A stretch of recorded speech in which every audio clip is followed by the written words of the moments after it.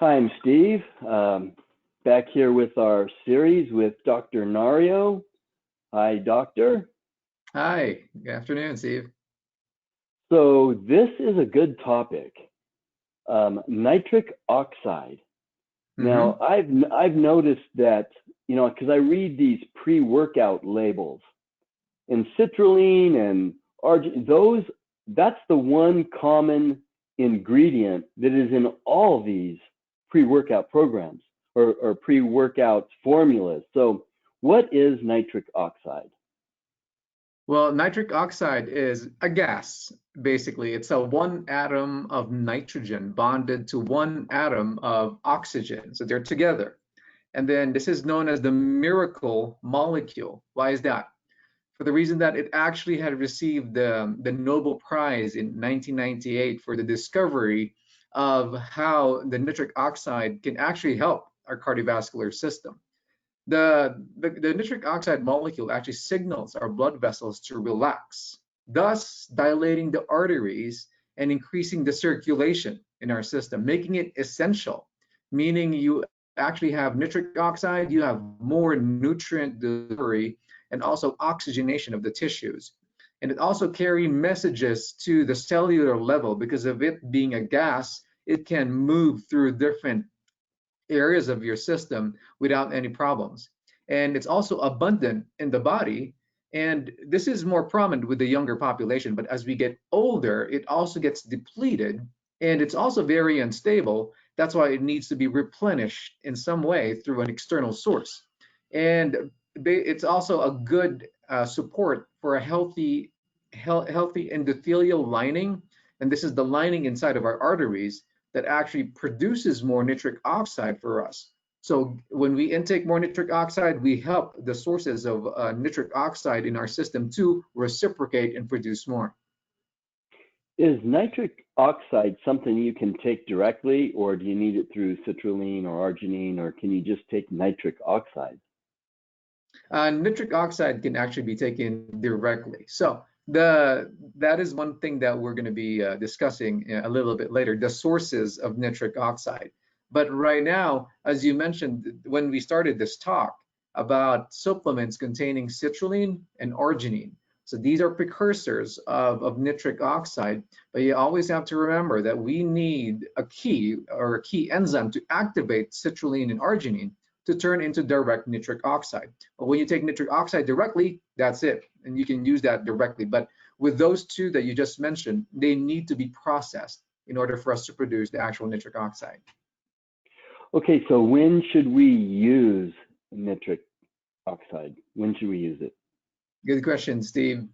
The basic premise of nitric oxide is actually to increase circulation throughout the body, meaning any condition that needs circulation benefits from this.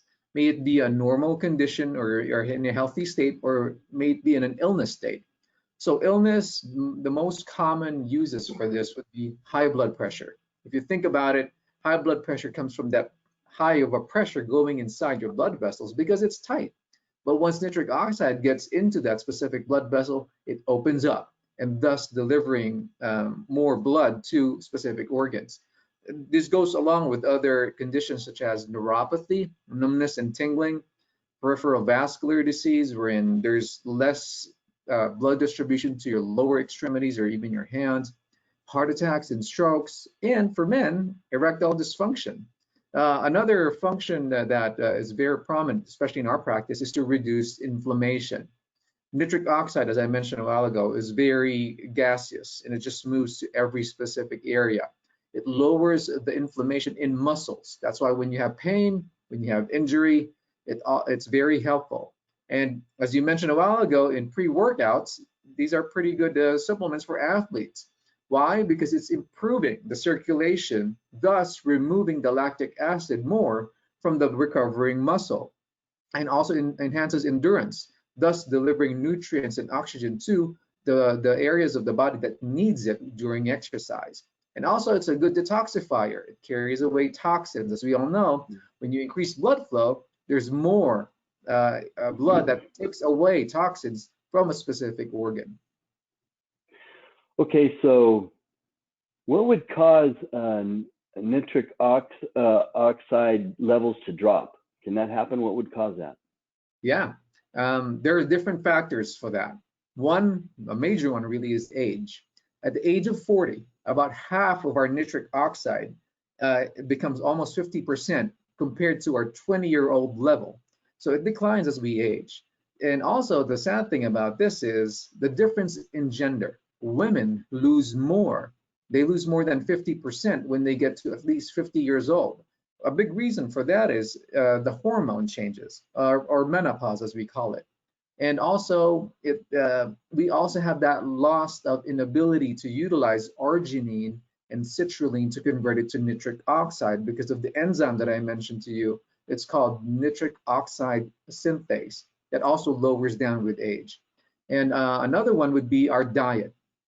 We also have to emphasize that green leafy vegetables are good sources of what we call nitrates. And these are dietary sources.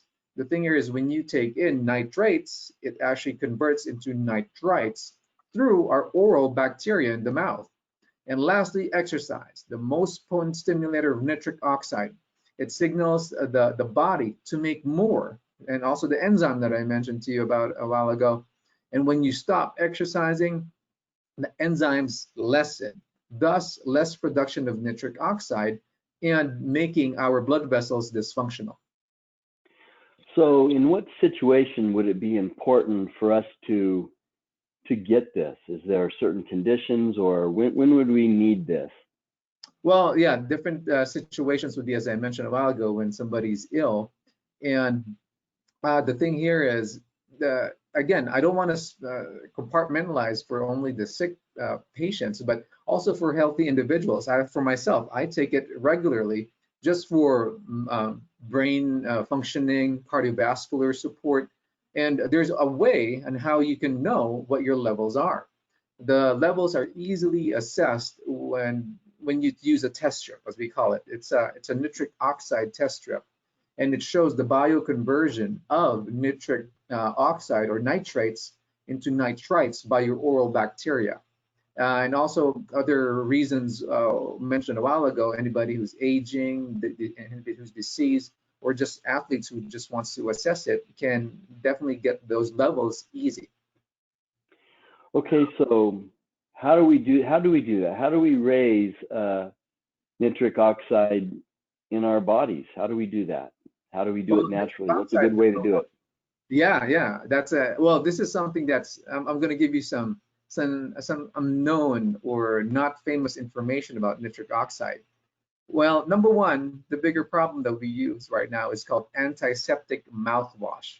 And as I mentioned to you a while ago, the big role of oral bacteria in our mouth, actually the conversion that it does, is a big factor for us to get our nitric oxide. Because of these new antiseptic washes that we use and the regular usage of it lowers down these microorganisms. Thus, it actually results to lower nitric oxide supply for our system. Though now what we have to keep an eye on is basically, I'm not promoting bad breath here, but you just have to lessen the use of your mouthwash so that you can still maintain those oral bacteria.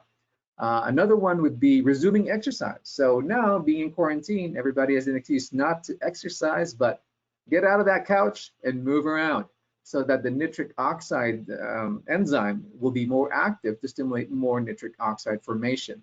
And number three, most important one would be being on a plant-based diet, specifically foods that are common in our daily living, such as beetroot, arugula, spinach, kale, lettuce, wild radish, bok choy, and even cabbage, all rich in nitrates, which will be converted to nitrites and also nitric oxide. And another big factor here in the clinic, which we do, is supplementation. With dietary nitrates found in plants to support nitric oxide are now converted into a pill or a supplement. And we have to be real. We can't be eating vegetables 24/7.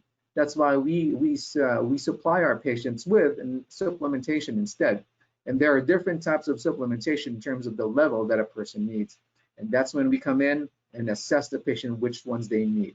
And lastly, taking in L-arginine, as you mentioned, and also L-citrulline, which can be converted to nitric oxide. But again, this is something that I want to give people heads up about, that this enzyme that converts these two specific amino acids into nitric oxide gets lowered down as we age. That's why it's not going to work for everybody, especially if you're in the age of higher than 40, because of that low enzyme, which is the nitric oxide synthase. Wow, great topic, Doctor. Thank you, appreciate it. Dr. Nario, Integrative Health Center in Reno, Nevada. You can look them up online. Thanks for being here, and it's a great topic for people that are members of Fitness for Five or anywhere who want to exercise. So thank you. Yeah, thanks, Steve.